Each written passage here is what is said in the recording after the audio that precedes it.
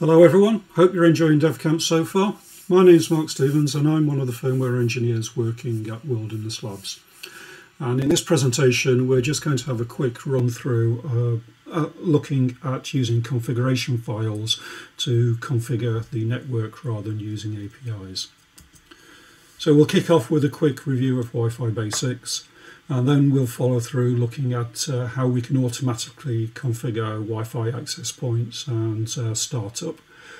Next up, we'll have a look at setting the time on the board, something that's very important if you're going to be doing some data logging. And then we'll follow on with looking at configuring Ethernet and Wi-Fi on a core compute module.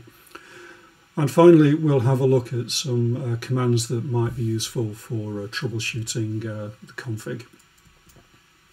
So Wi-Fi basics, this is one of the applications we provide in the Meadow core samples folder. And we are using a specific Wi-Fi adapter, and we'll look later on to see how we can configure that to be a more generic network adapter rather than a Wi-Fi adapter. So the automatic network configuration is run through two files. The first is meadow.config.yaml, and this is probably the most comprehensive of the two files, as this contains a number of options for both the device and also some of the extended options for networking. Wi-Fi config YAML is meant to be a transient file, and the idea behind this is you put information about the SSIDs and your password and so on, and it provides you with a more secure way of logging onto a network. So if you remember the previous slide, we had Wi-Fi basics and your SSID and your password actually went into the application. Here Wi-Fi config YAML provides you with a more secure way of doing a very similar thing. So Wi-Fi config YAML really only has two entries. It's the SSID and the password. And what happens is if you write this file to the board, the information in the file is read by the operating system when the board resets. The SSID and the password are then transferred over to the ESP32. The ESP32 puts this into some secure storage on the chip, and then the operating system deletes the Wi-Fi config YAML file from the file store. So the advantage of this is that there's no information on the file store, so when you have a look at the files on the board, you can't retrieve your password for your Wi-Fi. So let's have a look at this in action. Before we start with the demonstration, let's have a look at the application that we're going to be running on the board. This is an application based loosely around the Wi-Fi basics application, and if you're interested you can find that in the Meadow core samples repository. So like all applications, Meadow applications, we start off with an initialization method. This sets up the application. In our case, we're just going to display a banner and set the logging level that we're going to be using. Most of the work is performed in the run method.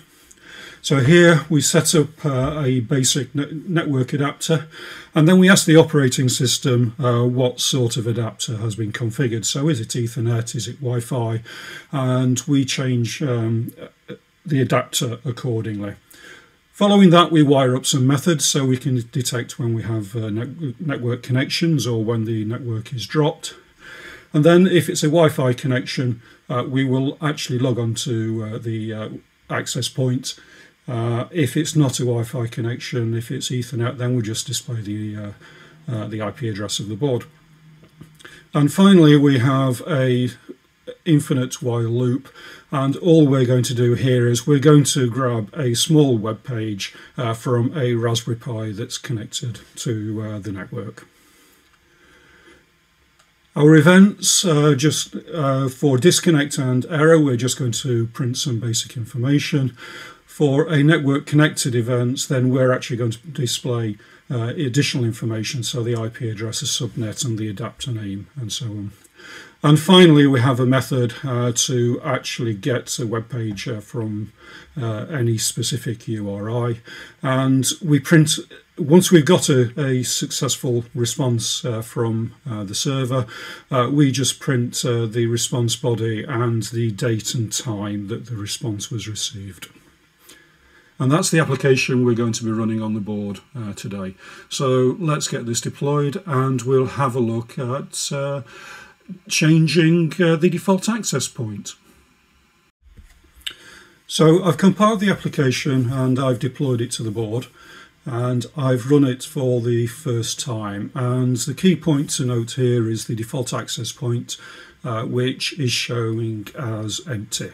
So let's write the Wi-Fi config file to the board.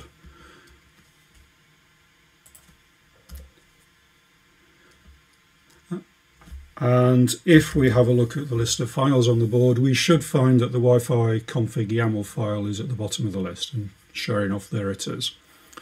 So if we reset the Meadow board, which I've just done now, and if we have a look at the file list, we should find that the Wi-Fi config file has been deleted, which it has. And if we rerun the application, we should find that the default access point has been configured and stored in the ESP32. Above the terminal, you can see the format of the Wi-Fi config file. We basically set just the SSID and the password. That file should have been consumed, so we can see that Meadow Core is starting up, and you'll notice that there is a default access point that's been configured, and that matches the access point in the credentials section of the Wi-Fi config YAML file that's shown above. So hopefully you can see there that we can write the config file to the board. The config file will be deleted when the board's reset, and the system will store the default access point along with the password securely on the ESP32, so it doesn't exist on the file store. So now let's move on to having a look at how we can set the time on the board. So one option is for your application to actually go out to the internet and get the time from an external source, and then use an API call to set the time on the board. The other option is to use Network Time Protocol. Now this is a client that's built into the operating system, and this goes out to a pool of servers and gets the time from the pool of servers. The time that comes back is UTC. And the idea behind the protocol is that it can be used to synchronize a network of machines so that they're all within a few milliseconds of each other. So what we can do is we can put a server list inside the Meadow config file, and when the board starts up and a network connection is established, the very first thing it will do is reach out to the pool of servers and try and get the current date and time from the servers. Not only does it do that, but we've also put in a refresh period so that as the time slightly drifts as the board is running, we can go out, say, every hour, every 2 hours, and ask for the time to be updated. All this is done in the background.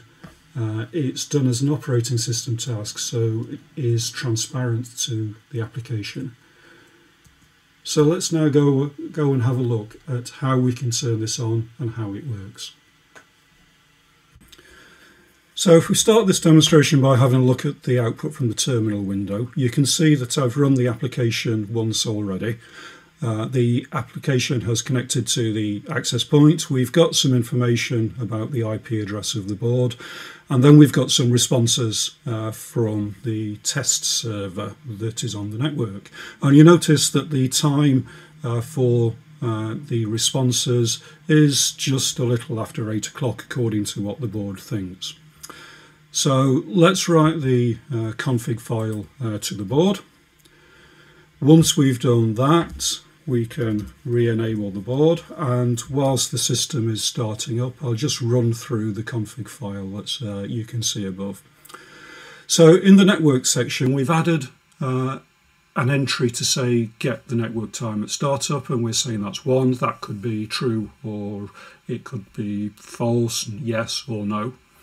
Underneath that, we've specified a group of 4 NTP servers. And the system will start from the first server in the list, and it will cycle through the NTP servers until it actually gets a valid time from one of the servers. If it gets through to the final server in the list and it still hasn't got a valid time, it will just restart from the start, from the top of the list, and keep running through the list. Underneath that, we have a refresh period for the NTP for the time.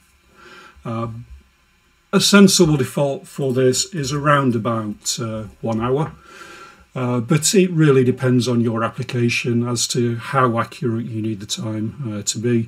It could be that you just do this once a day, it could be that you do it more frequently. Thing is, be nice to the system. And below in the terminal window, you can see the application started up again. So we've connected to the network.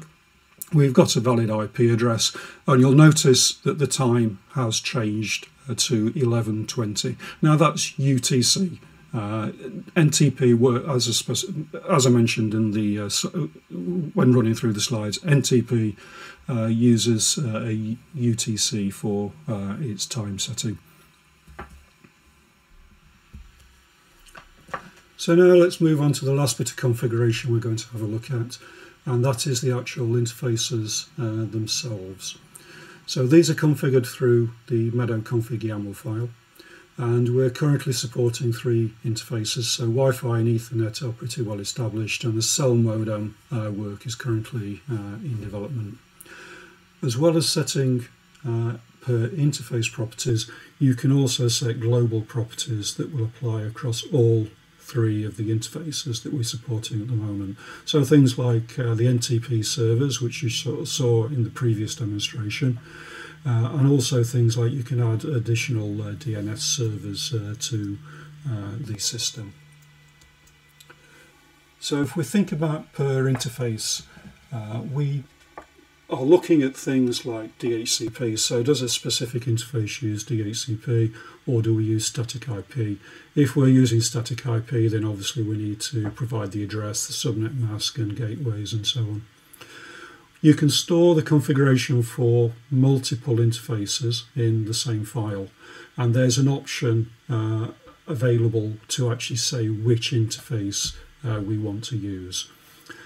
If the network section or any of the interfaces are not defined, then the system falls back to using the ESP32 Wi-Fi chip for networking. So let's move on and let's have a look at how this can be used for both Ethernet with static IP, with DHCP, and Wi-Fi with static IP addresses. So in this final demonstration, we're going to look at doing a couple of things.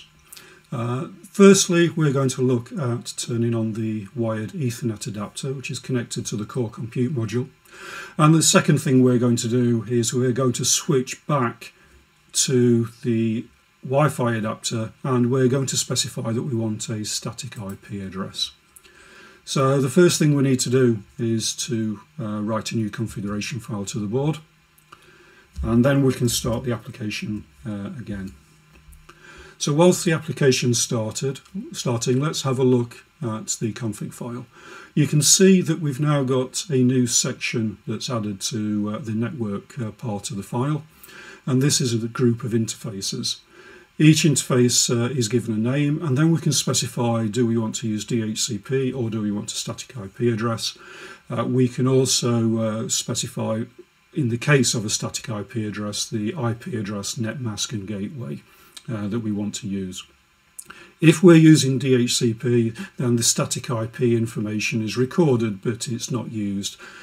And if we have a look at the terminal section below, we can see that we've now got a good IP address. It's 192.168.1.160, which is different from the IP address that's specified in the interfaces section above, which is good. So we've got the address from the router, and you can see that we're getting a response from the Raspberry Pi. So let's disable the application, and we'll have a look at writing the Wi-Fi config file and telling it to use a static IP address instead of using the IP address that's given by the access point. So the first thing is, let's get the config file on the board, and then we'll rerun the application again. And if we have a look at the config file above, we're now looking at a system that's configured to use Wi-Fi. Notice the default interface name has changed. And if you have a look at the Wi-Fi section in the interfaces list, you'll see that we want to use static IP and not DHCP. So at the moment the application is connecting to the access point, and shortly it should give us some information about the Wi-Fi interface, and we should see that the IP address has changed. And as you can see, the system thinks that we are indeed using the static IP address that's configured in the file. And we're now getting a response from the Raspberry Pi, so that's looking good. Just to verify that we do indeed have that IP address, let's try pinging the Wi-Fi adapter on the core compute module. And if we have a look, you can see that we do indeed have a Meadow core module on the network, and that it's configured to have a static IP address, and that IP address matches the address that's in the configuration file above. So now we've had a look at the config, let's have a look at a few commands that we can actually use to actually help diagnose config issues. So the first one is Meadow file list. Now this shows a list of all of the files on the board along with their sizes. So the first thing you can have a look at is verify if the Meadow config YAML file is actually present on the board. The next command is the Meadow file initial, and that can be used to read the first part of a file and get that displayed on a terminal. So you can use this command to pull your Meadow config YAML file off of the board and have a look at what the contents are, so you can make sure that you've actually got the right contents in the file. And the final one is to use the same command, but this time have a look at the meadow.log file. This file is written to the board when the system starts. And we write information, log information there about how we've processed the files and if they've been processed okay. So you should be able to use that to find out if the log file isn't recognised or if it's been processed. So hopefully you should now have a better idea of how you can use config files to change network properties. Rather than using an API. So you can write a generic app, and it doesn't matter whether it's running on, say, a core compute module with Ethernet, or whether it's running on a Feather v2 with just the ESP processor.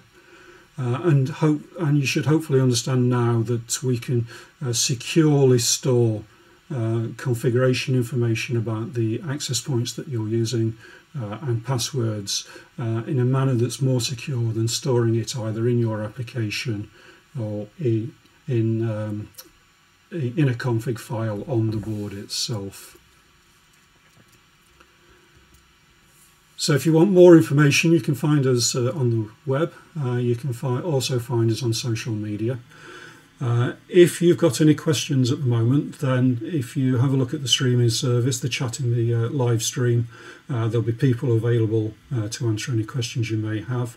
If you have questions later on, then please feel free to join our public Slack channel. We've got an active community out there, and our development team monitor the public Slack channel and are more than happy to dive in and help with any questions you may have. Finally, I'd just like to say thank you very much. I hope you're enjoying using Meadow. Hope you find this presentation useful, and I hope maybe see you in the public Slack.